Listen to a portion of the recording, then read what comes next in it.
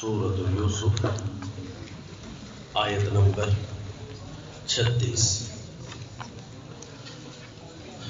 اعوذ باللہ من الشیطان الرجیم، بسم اللہ الرحمن الرحیم۔ ودخل معه السجن فتيان قال أحدهما إني أراني أعصر خمرا وقال الآخر إني أراني أحمل فوق رأسي خبزا تأكل الطير منه نبئنا بتأويله إنا نراك من المحسنين۔ وصلی اللہ علی النبی الکریم۔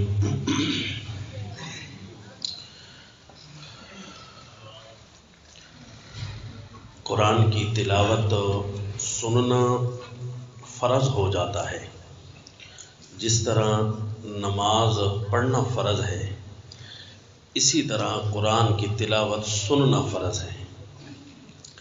اگر کسی محفل میں آپ بیٹھے ہوں گے اور کوئی بندہ ساتھ زور زور سے تلاوت شروع کر دے تو اس کی دو صورتیں ہیں، یا تو آپ اسے بتا دیں کہ ہم کسی مصروفیت میں مصروف ہیں اور آپ کسی دوسرے کمرے میں جا کر تلاوت کریں، ایک صورت یہ ہے۔ دوسری صورت یہ ہے کہ پھر یا خود آپ اٹھ جائیں، کوئی اپنا ضروری کام ہے، واش روم وغیرہ آیا ہے، وضو کرنا ہے، اس قسم کی چیز،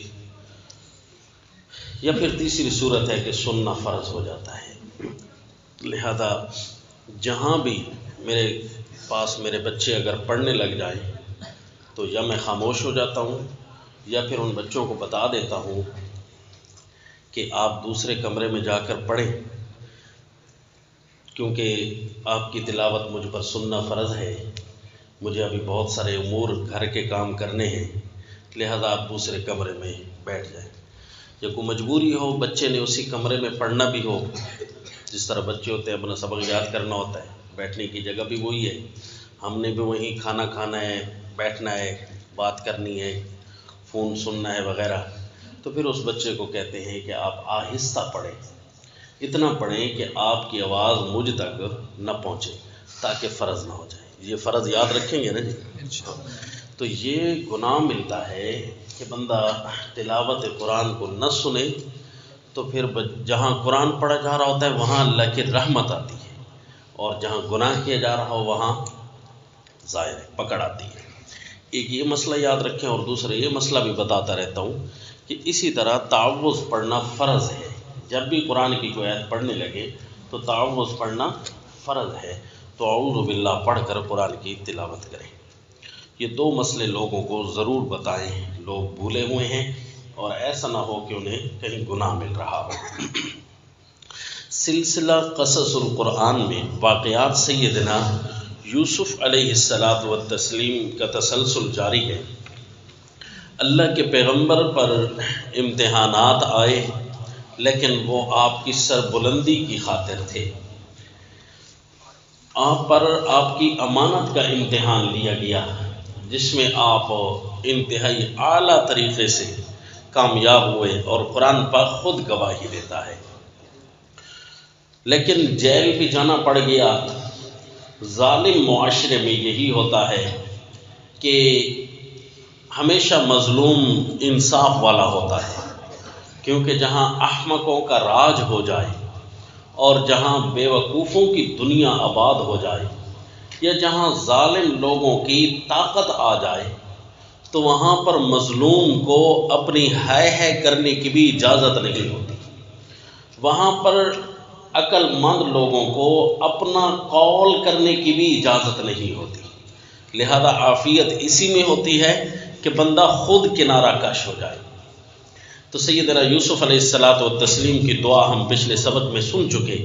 اللہ نے آپ کی دعا قبول کی اور گندے معاشرے سے نجات دی، اور اس کی صورت یہ بنائی کہ فی الحال چند دنوں کے لیے آپ کو خلوت میسر آ جائے، لوگوں کی نظروں میں وہ جیل ہوگی، اور آپ کے لیے حقیقت میں ہم خلوت اور محدود زندگی آپ کو دے رہے ہیں۔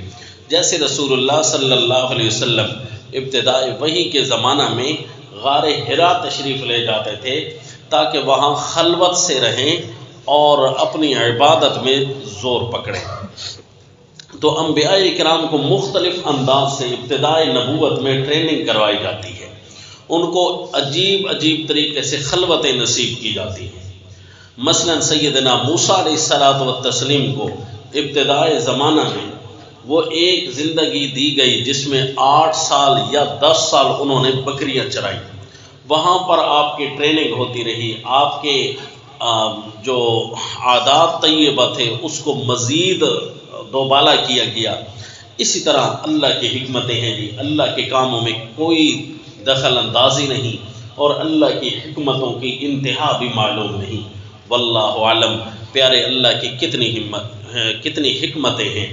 اللہ تعالیٰ اپنی نعمتیں قبول کرنے کی صلاحیت بھی ہم میں پیدا کر دے تاکہ اللہ کی نعمتوں کو ہم اچھے طریقے سے قبول کرنے والے ہوں، وہ ہمارے اوپر نعمت ہو اور ہم اس کو زحمت سمجھ رہی ہوں۔ اللہ نہ کرے ایسا نہ ہو، جیسا بچے کو قرآن حفظ کروایا جا رہا ہے وہ اس کے لیے نعمت ہے، لیکن بچہ سمجھتا ہے یہ تو میرے ماں باپ کا میرے اوپر بڑا زور ہے، وہ سمجھ نہیں پا رہا بیچارہ۔ تو اسی طرح کہیں ہم ایسے نہ ہو جائیں کہ ہماری عقل وہ کام نہ کر سکے کہ ہو تو اللہ کی رحمت اور اللہ کی طرف سے نعمت، اور کہیں ہم اس کی نعمت کی ناشکری میں نہ ملوث ہو جائیں۔ سیدنا یوسف علیہ الصلوۃ والتسلیم کو اللہ تعالیٰ نے جو بھی زندگی دی، پیارے یوسف علیہ السلام خود فرمائیں گے، اور جب اپنے ابو کو جا کر حالات سنائیں گے، آخر صورت میں آئے گا کہ اللہ کے نبی فرمائیں گے قد احسن بی، اللہ نے جو بھی میرے ساتھ کیا ہے اچھا کیا ہے۔ تو اسی طرح سیدنا یوسف علیہ السلام کو ایک زندگی کا پیریڈ جیل میں بھی گزارنا پڑا، لیکن وہاں بھی اللہ تعالیٰ نے جو زندگی دی، نبی کی ہر آنے والی گھڑی بڑی عمدہ ہوا کرتی ہے پچھلی گھڑی سے۔ پچھلی زندگی میں آپ شہزادوں کی زندگی میں تھے، اور اگلی آنے والی زندگی میں قیدیوں کی طرح نہیں تھے بلکہ مبلغین کی طرح اللہ نے بنا دیا۔ جیل کے اندر بھی اللہ نے توحید بیان کرنے والا مبلغ بنا دیا۔ چنانچہ واقعہ ہے، فرمایا اعوذ باللہ من الشیطان الرجیم، بسم اللہ الرحمن الرحیم۔ ودخل معه السجن فتيان قال أحدهما إني أراني أعصر خمرا۔ داخل ہوئے آپ کے ساتھ جیل کو 2 نوجوان، قال أحدهما، ان میں سے ایک کہنے لگا اسی اپنے عرصہ اسارت کے دوران، قال أحدهما، ان دونوں میں سے ایک دن ایک کہنے لگا انی ارانی اعصر خمرا، میں دیکھتا ہوں کہ میں نچوڑ رہا ہوں شراب، یعنی بنا رہا ہوں شراب، خمرن اے عنبن، انگوروں کو نچوڑ کر شراب بنا رہا ہوں۔ وقال الآخر، اور دوسرا کہنے لگا انی ارانی، بے شک میں دیکھتا ہوں، احمل فوق راسی، احمل فوق راسی خبزا، کہ اٹھاتا ہوں اپنے سر پر روٹیاں، تاکل الطیر منہ، پرندے کھا رہے ہیں اس روٹیوں کو، نبینا بتاویلہ، اس کی تعبیر ہمیں بتا دیجئے، اس خواب کی بات ہمیں بتا دیجئے، انا نراک من المحسنین، کیونکہ ہم آپ کو خیال کرتے ہیں، ہم آپ کو دل و جان سے محسوس کرتے ہیں کہ من المحسنین، کہ آپ دل سے نیکی کرنے والے ہیں۔ خواب کی تعبیر ہم آپ سے اس لیے پوچھ رہے ہیں، ہمیں بتایا تو کسی نے نہیں ہے کہ خواب کی تعبیر آپ کو آتی ہے، لیکن ہم آپ کو دل سے نیکی کرنے والا پاتے ہیں۔ جس معاشرے میں بھی آپ رہتے ہوں اس معاشرے میں اپنا کردار اطاعت والا ہونا چاہیے۔ اللہ تعالیٰ کے فرما بردار بندوں کا کردار یہ ہوتا ہے کہ اللہ کے حقوق بھی پورے کرتا ہے اور بندوں کے حقوق بھی پورے کرتا ہے۔ حسن معاشرت بھی پوری ہوتی ہے، اس کا انداز اور کردار ہر طرح سے عمدہ اور بالا ہوتا ہے۔ تو کسی آدمی کے ساتھ ایک ہفتہ ہی رہو تو اس کے عادات ایک عجیب انداز کی ہوں، بڑی پیاری ہوں، اس نے اخلاق ہو اور گفتار کا انداز بھی بڑا پیارا ہو، ہر بندہ جی سمجھ جاتا ہے۔ تو اب سیدنا یوسف علیہ الصلاۃ والتسلیم کے ساتھ بیٹھنے سے، ان کے ساتھ رہنے سے ان کو جو سکون ملتا ہوگا، ظاہر ہے جی انہوں نے کہنا ہے کہ یہ بندہ ٹھیک ہے، انا نراک من المحسنین، آپ بندے ٹھیک ہی ہیں۔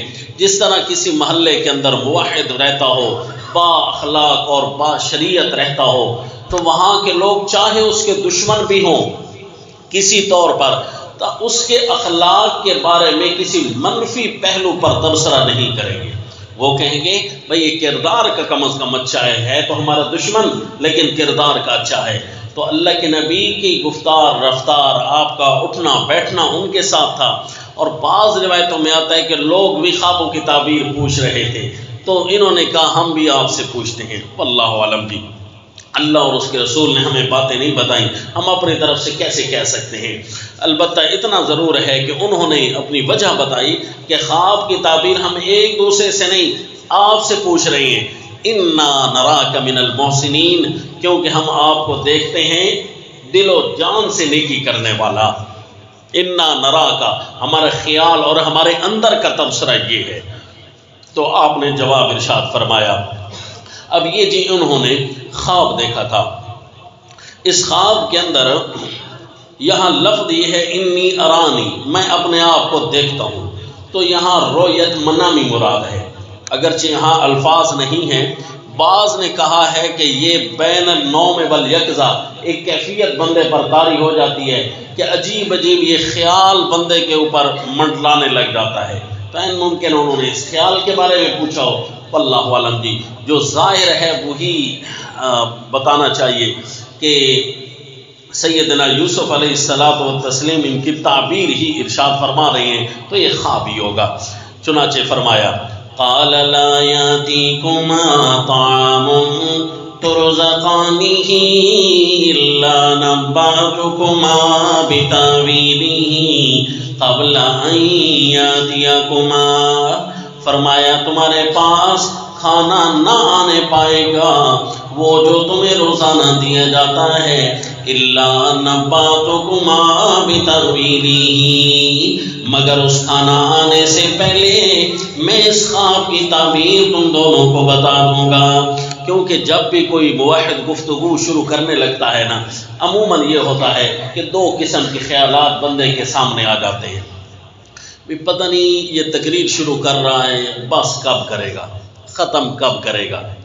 کیونکہ جو قیمتی چیز ہوتی ہے اس پر حملہ آور بھی ڈاکو زیادہ ہوتے ہیں، تو شیطان ڈاکو بن کر آ جاتا ہے جب کوئی موحد بیان کرنا شروع کر دیتا ہے۔ حتیٰ کہ اللہ کے پیغمبر جب بیان کرنا شروع کرتے ہیں نا، تو قرآن میں آتا ہے الا اذا تمنا القى الشیطان فی امنیتہ، وہ دوران تقریر شیطان آ جاتا ہے اور سامعین کے دلوں میں وسوسے ڈالنا، پریشان کرنا شروع کر دیتا ہے، ختم بھی کرے پاس بھی کرے۔ کیوں جی؟ وہ نہیں چاہتا کہ ان کے ذہنوں میں، ان کے کانوں میں اتنی پیاری چیز داخل ہو، لہذا وہ تنگ کرنا شروع کر دیتا ہے۔ ایک کام یہ ہوتا ہے سامعین کے ساتھ، اور دوسرا کام یہ ہوتا ہے کہ سامعین جب بھی کوئی نئی گفتگو سنتے ہیں، نیا عقیدہ سن رہے ہوتے ہیں جو پہلے انہوں نے کبھی نہیں سنا ہوتا، تو وہ سوچنے پر مجبور ہوتے ہیں کہ پتہ نہیں یار یہ کس فرقے کی طرف ہمیں لے کر جا رہا ہے، پتہ نہیں یہ کہنا کیا چاہتا ہے، اس کی بات کی ابتدا کہاں سے ہو رہی ہے، بول کہاں سے رہا ہے۔ ٹھیک ہے اس کی گفتگو تو یہ اچھی لگ رہی ہے، لیکن بالآخر اٹیک کون سا کرنے والا ہے ہم پر، ہمیں کس فرقے کی طرف لے جائے گا؟ یہ دو باتیں سامعین کے ذہنوں میں آتی ہیں۔ لہذا پیارے یوسف علیہ الصلاۃ والتسلیم نے شیطان کے دونوں وسوسے ختم کرنے کے لیے دونوں باتیں ارشاد فرمائیں۔ ایک تو وقت بتا دیا کہ میں تمہارے ساتھ کوئی گفتگو کرنے والا ہوں، وہ گفتگو میری ختم ہو جائے گی، یومیہ جو تمہیں جیل میں کھانا ملتا ہے نا، کھانا آنے سے پہلے میں اپنی بات پوری کر لوں گا، وہاں تک توجہ دھیان سے سنتے رہنا، ٹھیک ہے جی۔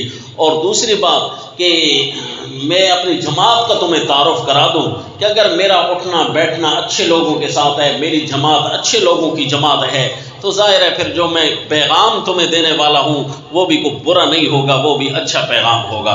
اپنی جماعت کا بھی تعارف کرا دیا اور اپنی تقریر کا اور بیان تبلیغ کا وقت بھی بتا دیا۔ چنانچہ فرمایا لا یاتیکما طعام ترزقانہ الا نباتکما بتاویلہ قبل ان یاتیکما، تمہارے پاس جو تمہیں یومیہ کھانا دیا جاتا ہے وہ کھانا آنے نہ پائے گا کہ میں اپنی پوری بات تمہیں بتا دوں گا۔ اس خواب کی تعبیر آنے سے پہلے کھانا، ذالکما مما علمنی ربی، خواب کی سند، تعبیر کی سند بھی بتانے لگے، یہ تعبیر مجھے سکھلانے والا کون ہے؟ ذالکما، یہ تم دونوں کو جو بات بتاؤں گا، مما علمنی ربی، یہ ان باتوں میں سے ہے جو مجھے میرے رب نے سمجھائی ہیں، سکھائی ہیں۔ میرا رب کون ہے؟ تعارف کرا دو اپنی جماعت کا۔ چنانچہ فرمایا آپ بھی جب کسی کو تعارف کرانے لگیں اپنی جماعت کا تو اسی انداز میں کرائیں، انی ترکت ملت قوم لا یؤمنون باللہ وہم بالآخرۃ ہم کافرون، میں ایسی قوم کے دین کو چھوڑ چکا ہوں، چھوڑے رکھا ہے میں نے ایسی قوم کے دین کو، لا یؤمنون باللہ، جو اللہ پر ایمان نہیں لاتے، وہم بالآخرۃ ہم کافرون، اور آخرت کے وہ انکاری ہیں۔ میں ایسی قوم کے ساتھ تعلق میں نے کبھی نہیں رکھا۔ ایک ایسی قوم بھی دنیا میں پائی جاتی ہے، اللہ کو نہیں مانتے، آخرت کو نہیں مانتے، لہذا ایسی قوم سے میں نہیں ہوں۔ اس کا مطلب ہے پہلے نفی کو بیان کرنا چاہیے کہ میں فلان نہیں ہوں، لا الہ الا اللہ۔ یہ بھی ٹھیک ہے کہ آپ فضائل کے ذریعے کسی کو تبلیغ کریں گے، لیکن وہ مشن انبیاء سے نہیں ہوگی۔ وہ جو ہے ابتدا آپ نفی سے کریں، پہلے اپنے سے گند ہٹائیں، اس کو کہتے ہیں تخلیہ، اس کے بعد تالیہ ہوتا ہے۔ جب آپ برتن کے اندر کوئی چیز ڈالنے لگیں گے تو پہلے اس کو صاف کریں گے نا، اس کا تخلیہ پہلے کریں گے۔ اگر اس کے اندر آپ اچھی سے اچھی چیز بھی ڈال دیں لیکن برتن میلا ہو تو چیز خراب ہو جائے گی، اس لیے پہلے تخلیہ ہوتا ہے، پہلے نفی ہوتی ہے، بعد میں تحلیہ ہوتا ہے، اس کو خوبصورت کیا جاتا ہے۔ چنانچہ آپ نے فرمایا ان سارے فرقوں سے، ان لوگوں سے میرا کوئی تعلق نہیں ہے جنہوں نے جھگڑے ڈال رکھے ہیں اور اللہ کے ساتھ اور قیامت کے ساتھ انکار کرتے ہیں، میرا پھر تعلق کن لوگوں کے ساتھ ہے؟ تو فرمایا وَاتَّبَعْتُ مِلَّةَ آبَائِي إِبْرَاهِيمَ وَإِسْحَاقَ وَيَعْقُوبَ، میں تابعدار ہوں اس دین کا، اس جماعت کا، اس ملت کا جو میرے آبا کی جماعت ہے، میرے ابو حضرت ابراہیم علیہ السلام، حضرت اسحاق علیہ السلام اور حضرت یعقوب علیہ السلام کی جو جماعت ہے۔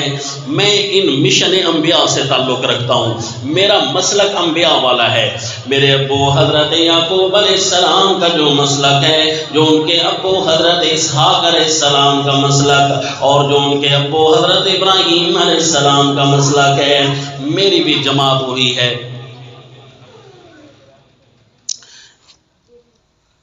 میری بھی جماعت وہی ہے، میرا بھی نظریہ وہی ہے، میرا تعلق مشن انبیاء سے ہے، اور جس کا تعلق مشن انبیاء سے ہو، میری طرف دیکھیں خیر،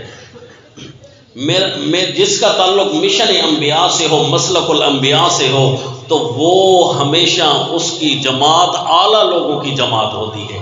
اس کے چونکہ اعلیٰ لوگ، یہ جماعت ایسی ہے جو اللہ نے بنائی ہے، تو لہذا میرا تعلق بھی اسی جماعت سے ہے جو ایک اللہ نے بنائی ہے۔ تو یاد رکھ لینا سیدنا یوسف علیہ الصلاۃ والتسلیم مشن انبیاء سے اپنا تعلق بتا رہے ہیں۔ جب نبی ایک مشن سے تعلق رکھتا ہو اور وہ مشن اللہ نے قرآن میں ہمارے لیے بیان کر دیا ہے، یہ سورہ یوسف کی آیت نمبر 38 کے اندر۔ تو جب یہ تعلق، یہ مشن ہمارے لیے بیان ہو رہا ہے تو اس کا مطلب ہے ہمارا تعلق بھی کون سی جماعت سے ہونا چاہیے؟ مشن انبیاء سے ہونا چاہیے۔ ہمیں جائز نہیں ہے کہ ہم اپنا تعلق کسی اور جماعت کے ساتھ بنائیں۔ ایک بندہ آپ میں سے نگران بن جائے نا، کون کھڑا ہو جائے گا؟ غلام اللہ آپ کھڑے ہو جائیں، یہ چھوٹوں کو سنبھالیں، نگرانی کریں ان کے اوپر۔ تو کیا جماعت بنانا دنیا میں جائز ہے؟ جب ایک جماعت اللہ نے بنا دی ہے تو یاد رکھنا جی، کوئی پارٹی بنانی جائز نہیں ہوتی۔ مسئلہ سمجھ آ رہا ہے آپ کو؟ کوئی پارٹی بنانا شرعاً جائز نہیں ہے، کیونکہ ایک جماعت اللہ نے بنا دی ہے۔ بے شک آپ صحابہ کے دفاع کے لیے ایک شعبہ بنا سکتے ہیں، لیکن مشن وہی سنبھالنا ہے جو نبیوں کا مشن ہے۔ بے شک آپ نماز کی دعوت کے لیے ایک شعبہ سنبھال لیں، لیکن اصل کام تو وہ کرنا ہے جو نبیوں والا کام ہے۔ بے شک آپ ختم نبوت کا محاذ لڑیں، وہاں سنبھالیں، لیکن حقیقی مشن کو بھولنا تو نہیں ہے۔ جو اللہ نے مشن بنایا ہے، جو اللہ تعالیٰ نے جماعت بنائی ہے، اسی جماعت کا فرد بنانا ہے۔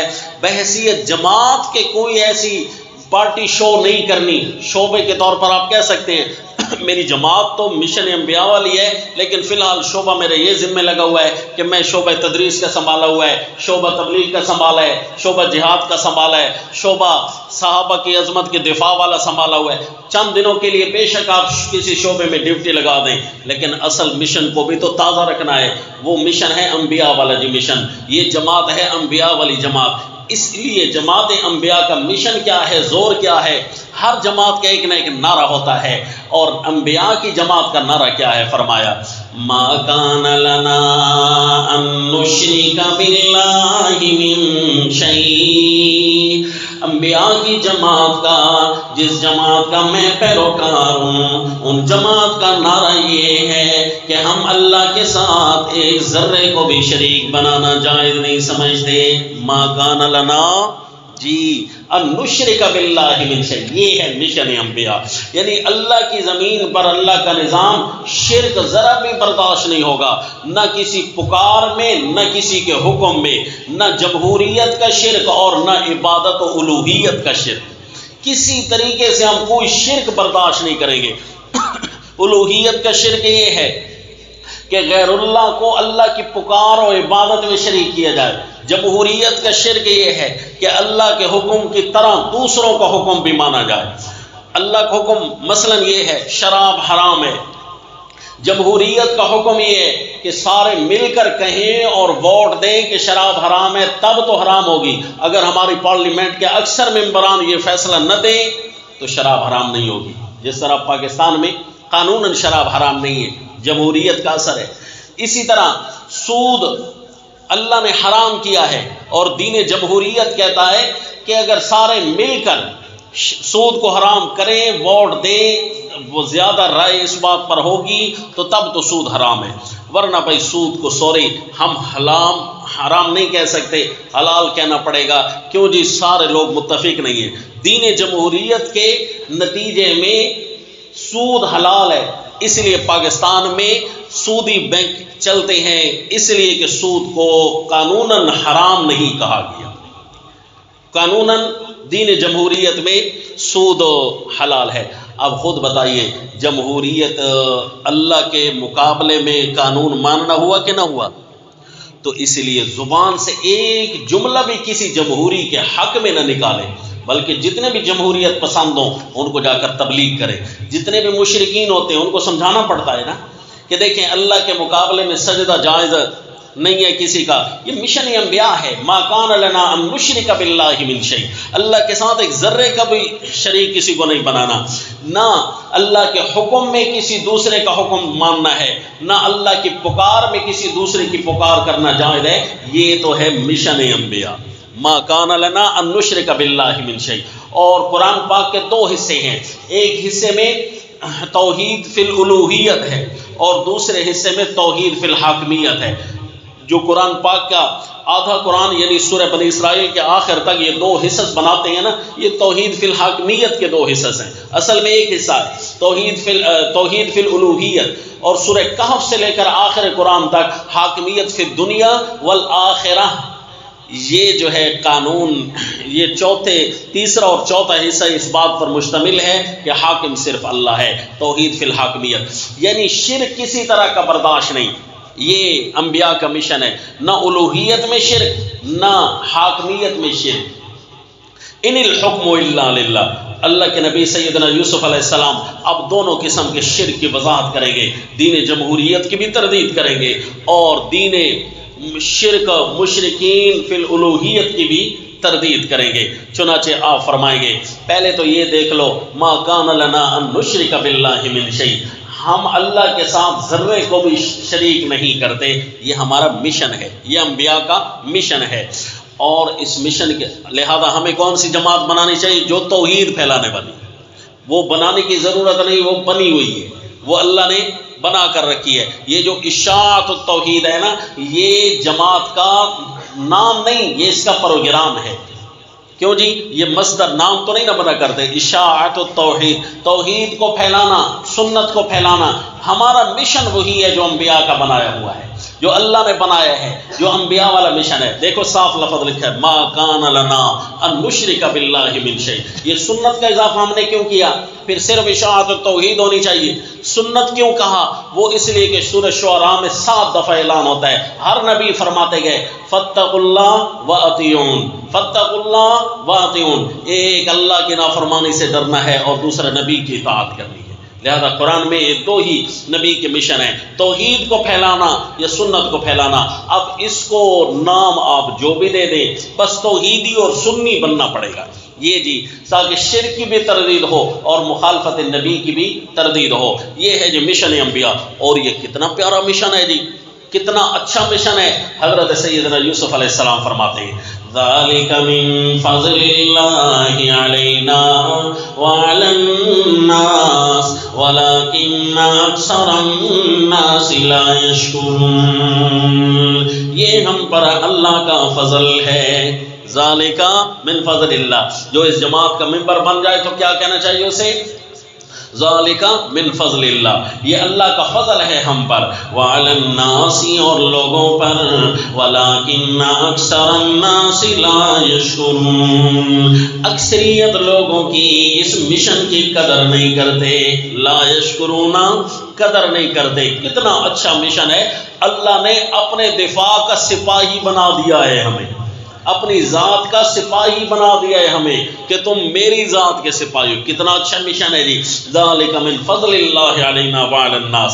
اب حضرت سیدنا یوسف علیہ السلام توحید فی الالوہیت کی طرف مخاطب کرتے ہیں، یا صاحبی السجن، اے میرے جیل کے دونوں دوستوں، ارباب متفرقون خیر ام اللہ الواحد القہار، کیا بہت سارے رب الگ الگ بہتر ہیں، یہ ایک اللہ واحد جو ہر ایک پر غالب ہے وہی بہتر ہے۔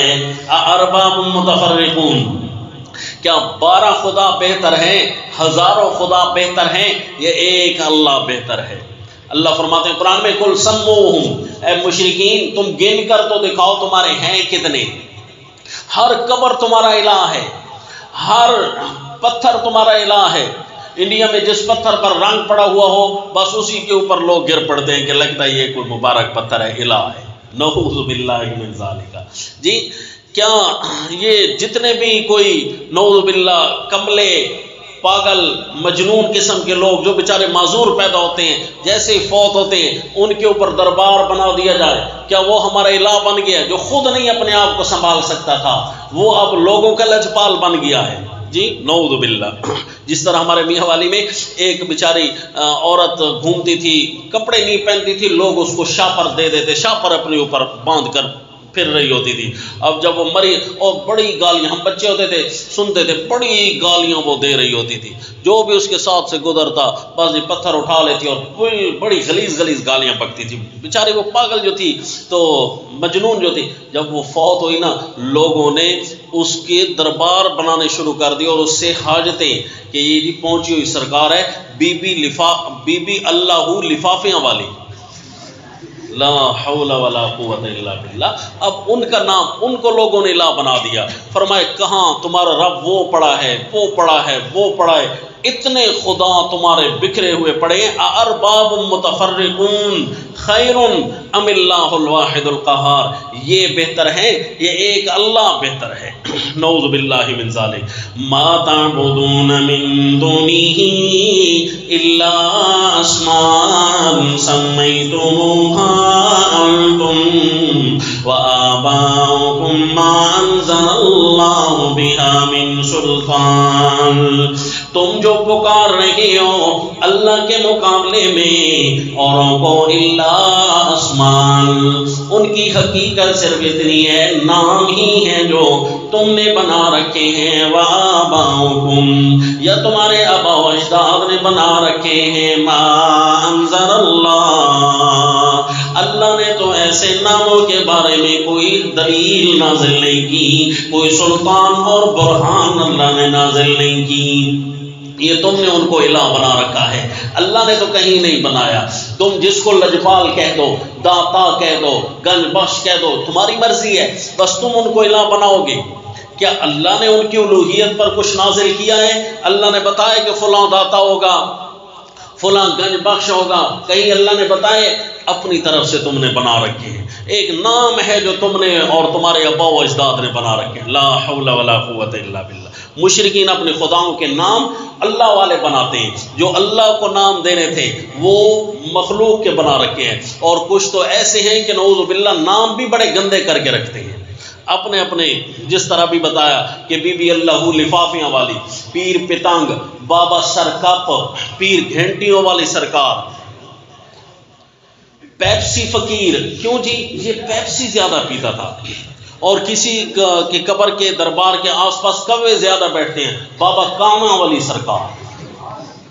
اور ایک پیر جو ابھی بھی کشمیر میں شاید زندہ ہے، وہ کپڑے نہیں پہنتا، اس کا نام بھی رکھ دیا پیر نانگا شاہ. لا حول ولا قوت الا. انڈیا میں لوگ جو ہندو ہوتے ہیں وہ اپنے درباروں پر جا کر وہ بدھ کے سامنے گھنٹیاں بجاتے ہیں نا، تو وہاں بھی کسی نے کہا کہ ان کے ساتھ میچنگ کرتے ہیں اور وہاں پر ایک دربار نعوذ باللہ بنا کر اس کے اوپر گھنٹیاں لگا دی، بابا گھنٹیوں والی سرکار. اور اب بے شک اب تو لوگوں کے ہاتھ میں آ گئی تحقیق کرنا، ہر ایک کے ہاتھ میں موبائل ہے. بے شک یہ نام جو میں کہہ رہا ہوں یہ میں نے نہیں رکھے، یہ لوگوں نے رکھے ہیں. آپ سرچ کر کے دیکھیے یہ نام کیا موجود ہے کہ نہیں. کسی قبر کے ساتھ کھمبا تھا تو اس کھمبے کے اوپر لوگوں نے سبز کپڑے لپیٹ کر اس کو الہ بنا ڈالا اور اس کے اوپر لکھا بابا کھمبیاں والی سرکار. پیر کاکی تاڑ جی یہ ہیں. اب بہت سارے ایسے نام ہیں جو میرے ذہن میں مسجد ہے، ورنہ یہاں کیسے بتا سکتے ہیں بندہ. اب یہ نام برے نام ہیں، اچھے نام ہوتے کیا اپنے بیٹے کا نام کوئی رکھے گا؟ کسی بزرگ اگر واقعی نیک تھا تو اس کا نام سر کپ تو نہیں نہ رکھنا چاہیے. اپنے بیٹے کا نام آپ رکھیں گے؟ اگر کوئی رکھیں تو پھر بتائیں اچھا نام ہے. توڑا فقیر، توڑا کس کو کہتے ہیں جی؟ ڈیر اسمیل خان میں واقعی میں خود دیکھ کر آیا ہوں، ہمارا مدرسہ تھا اس کے ساتھ تھا. اور توڑا اونٹ کے بچے کو توڑا کہتے ہیں. تو کیا بزرگ کا یہ نام رکھنا جائز ہے جی؟ اور اسی طرح پٹلا کس کو کہتے ہیں؟ پانی پینے والا ہوتا ہے. اور بزرگ کا آپ اپنے بیٹے کا نام رکھیں گے؟ اپنے اساتذہ میں سے کسی کو بٹلا کہیں گے آپ؟ تو پیر کو بٹلا کہنا کیا جائز ہے؟ لا حول ولا قوت الا باللہ. بٹلا فقیر، انا للہ و انا الیہ راجعون. یہ حضرت سیدنا یوسف علیہ السلام نے فرمایا نام ہے جو تم نے بنا رکھے. ما تعبدون من دونه الا اسماء سميتموها انتم وآباؤكم ما انزل الله بها من سلطان ان الحكم الا لله صرف اور صرف فیصلہ اور مرضی حکم اللہ کا چلتا ہے، قانون صرف اللہ کا چلتا ہے۔ اب رد جمہوریت شروع کر دی۔ سیدنا یوسف علیہ السلام نے فرمایا ہمارے ملک میں لوگ غیر اللہ کو پوجتے ہیں اور احکام ہمارے بادشاہ کے مانتے ہیں، احکام اللہ کے مانتے تو مظلوم آج جیل میں پڑا ہوتا۔ ان کے جو اپنے مرضی کے بنائے ہوئے قانون ہیں، مظلوم اب پڑا ہوا ہے جی جیل کے اندر۔ یہ غیر اللہ کا قانون نافذ ہے تبھی ملک میں بدامنی ہے۔ ما ان الحکم الا للہ، حکم صرف اور صرف اللہ کا چلتا ہے۔ ہمارا اللہ تعبدوا الا ایاہ، اللہ نے حکم کیا ہے کہ صرف اور صرف عبادت کرنی ہے تو ایک اللہ کی، رکوع سجدے والی عبادت ہو تب بھی اللہ کی، اطاعت والی عبادت ہو تب بھی اللہ کی، حکم ماننے والی عبادت ہو تب بھی اللہ کی۔ ذالک الدین القیم، یہی دین مضبوط ہے جس میں دونوں طرح کا شرک موجود نہ ہو، جمہوریت کا شرک اور الوہیت کا شرک، دونوں قسم کے شرک نہ ہو۔ ذالک الدین القیم، یہی دین مضبوط ہے، ولکن اکثر الناس لا یعلمون، اور لیکن لوگوں کی اکثریت جانتی نہیں ہے، شرک کرنے کے باوجود اس کو عشق سمجھ رہے ہیں جی۔ وما اکثر الناس ولو حرصت بمؤمنین، قرآن میں جتنا آپ حریص ہو جائیں نا، جتنی شوق رکھیں نا، لوگوں نے مومن نہیں ہونا، کیونکہ ان کو اپنے شرک سے پیار ہوتا ہے، نعوذ باللہ، اور یہ اکثر ہوں گے لوگ۔ ولیکن اکثر الناس، تھوڑے ماننے والے ہوں گے، اکثریت ہر زمانہ میں ہر علاقے میں اکثریت جو ہے مشرکین کی زیادہ رہے گی۔ ہر علاقے میں ہر زمانے میں، کیا ہر علاقے میں ہو سکتی ہے تو ہر زمانے میں نہ صحیح کسی نہ کسی زمانے میں اکثریت علاقوں کی یہ مشرکین رہتی ہے، یا علاقوں کی اکثریت دیکھ لے تو ان میں اکثر علاقے مشرکین کے ہوں گے۔ وَلَٰكِنَّ أَكْثَرَ النَّاسِ لَا يَعْلَمُونَ، لیکن اکثر لوگ اس بات کو جانتے نہیں ہیں کہ ہم شرک کر رہے ہیں۔ قرآن تو سچ کہہ رہا ہے نا، لوگ شرک کر رہے ہیں نا، نمازیں پڑھنے والے شرک کر رہے ہیں جی، روزہ رکھنے والے، قرآن پڑھنے والے شرک کر رہے ہیں، لیکن اپنے شرک کو سمجھتے نہیں ہیں۔ واہ قرآن تیرے سمجھانے پر قربان، قرآن کا ایک ایک لفظ سچا رہا ہے۔ وَلَٰكِنَّ أَكْثَرَ النَّاسِ لَا يَعْلَمُونَ، لیکن اکثر لوگ جانتے نہیں ہیں۔ واقعہ جاری ہے، وَمَا عَلَيْنَا إِلَّا الْبَلَاغُ۔ الحمدللہ۔